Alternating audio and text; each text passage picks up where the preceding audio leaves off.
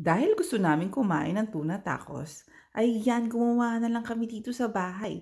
Nilagyan ko lang po pala ng salad at syempre napakaraming tuna ang nilagay ko para tunang-tuna talaga ang lasa niya.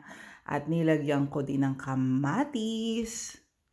Mawawala ba naman ang abukado? At ibabawan na natin ng napakadaming keso. At dahil mahilig ako sa maanghang, damihan na natin ng hot sauce. Sobrang sarap niyan, promise. Eto lang po pala ang mga kailangan natin. Unang-una na ang taco shell.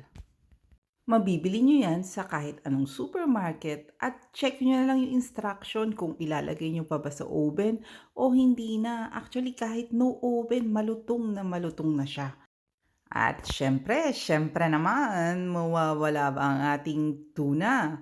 Nilagyan ko lang po yan ng mayonnaise, salt, pepper at pwede nyo rin yan lagyan ng sibuyas kung gusto nyo. Meron din po tayong mais. At syempre, kamatis, salad, avocado at ginadgad na keso. Di ba po? Napakadali lang. Meron din po tayong hot sauce at ketchup. Yan lang po ang mga kailangan. 'Di ba sobrang dali lang? O ano, sabihin mo, nag-crave ka na rin, no?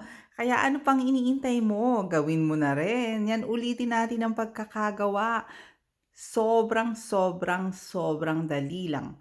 I guarantee you talagang craving satisfied, mura na, masarap pa. Wala talagang tatalo 'pag homemade kasi alam na alam mo kung anong ingredients ang nakalagay do'n. The best din po ito sa mga bata. Maraming salamat po sa panonood at God bless everyone. Huwag po kayong magsawa sa pagsuporta. Salamat. Bye.